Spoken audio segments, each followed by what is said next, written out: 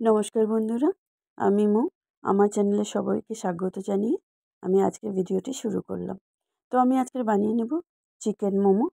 তো এখানে আমি আদা, রসুন, পেঁয়াজ, কাঁচা লঙ্কা এই মি মানে এই মেশিনটায় করে ছোট ছোট কুচি করে আমি গ্রেট করে নেব। আর নিয়ে নেব বাঁধাকপি আর গাজর। তো এটাও আমি সুন্দর করে গ্রেট করে নিয়েছি গ্রেটার মেশিনের সাহায্যে।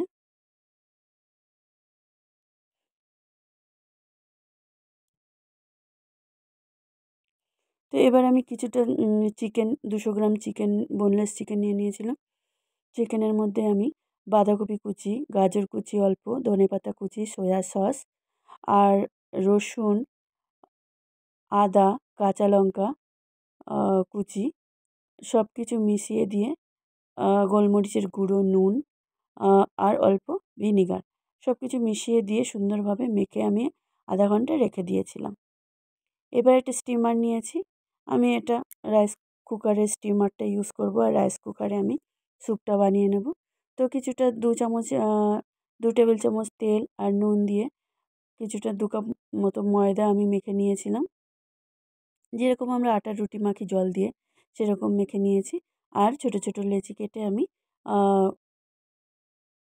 লুচির আকারে আমি রুটি বেলে নিয়েছি। এইবারে চামচের সাহায্যে কিমা দিয়ে আমি মুড়ে ফোল্ড করে নেব, মোমো বানিয়ে নেব। এইভাবে আমি সব মোমোগুলো বানিয়ে নিয়েছি।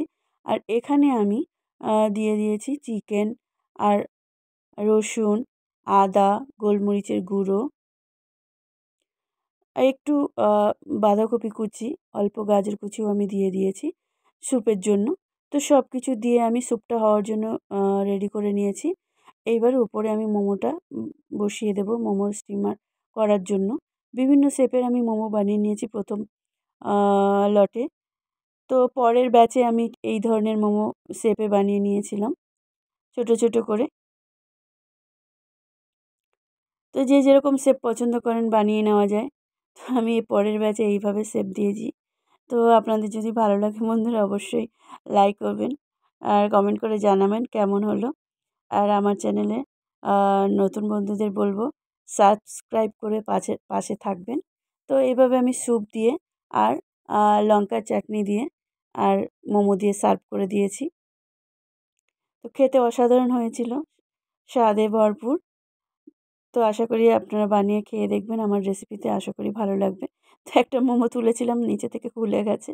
তো এইভাবেই দেখুন সুন্দর স্টিম হয়েছে। তো ভালো থাকবেন, আবার অন্য কোনো ভিডিও নিয়ে ফিরে আসবো। টাটা।